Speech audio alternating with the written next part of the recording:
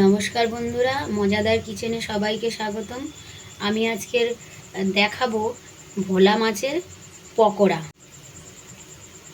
প্রথমে আমি মাছটাতে নুন হলুদ দিয়ে লেবুর রস চিপে মেখে রাখবো।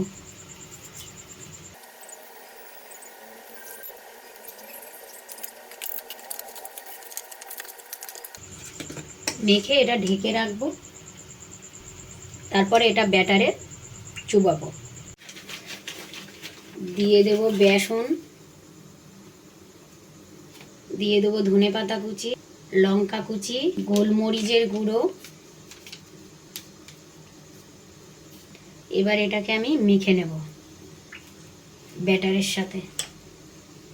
এটা মাখা হয়ে গেছে, একটু কিছুক্ষণ সময় রাখবো। এবার গ্যাস ওভেনে আমি একটা তাওয়া বসিয়েছি মাছগুলো ভাজার জন্য, ফ্রাই করব। তেল দিয়ে দেবো, গরম হয়ে গেছে তাওয়াটা।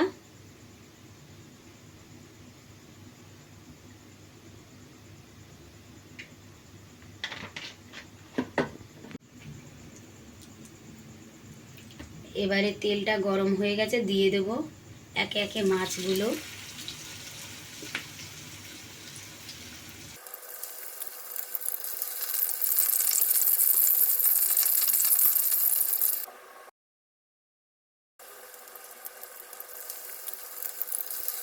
একে একে সব মাছ কটা ছেড়ে দিয়েছি তেলের মধ্যে। এবার সুন্দর করে ফ্রাই করে নেব। এবার এটাকে মাছগুলোকে উল্টিয়ে পাল্টিয়ে প্রত্যেকটা উল্টে দিয়ে ভালো করে লাল লাল করে ভেজে নেব।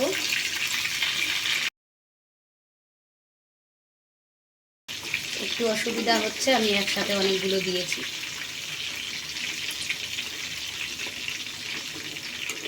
আপনারা একটু অল্প করে দিয়ে ভেজে নেবেন। এবারে মাছগুলো ভাজা হয়ে গেছে, একে একে সব তুলে ফেলবো।